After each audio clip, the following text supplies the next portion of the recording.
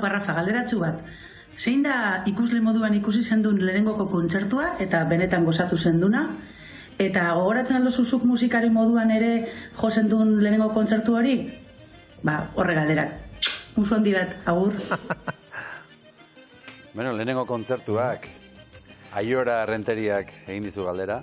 Musu bat Aioraren zat, lehenik eta behin, eta eskertzen dut asko partertu izana, eta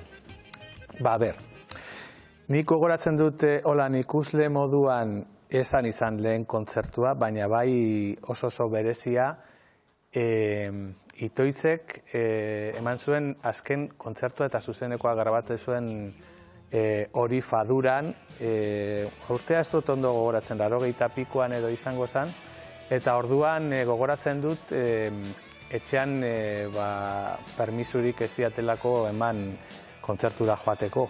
Ez geneukan kotxerik, ez geneukan ezer, ez dakit nola, ez dut gogoratzen nola iritsi nintzen Fadurara, baina bai etxetik eskapatu egin nintzala.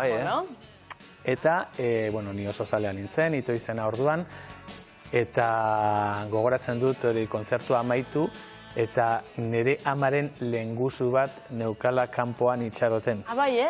Eta, oso kontzertu berezia izan zen, asko disfrutatu nuen, eta hori, ikusle moduan igual behar bada lehenetariko kontzertu horietan leku berezia daukan.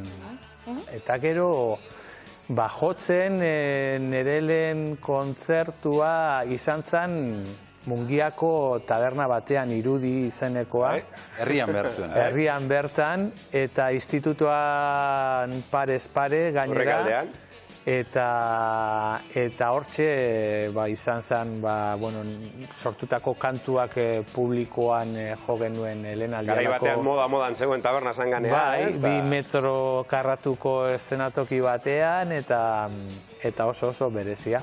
Herrian bertan lehenbiziko kontzertua, Rafa Ruedaren oroitzapenak,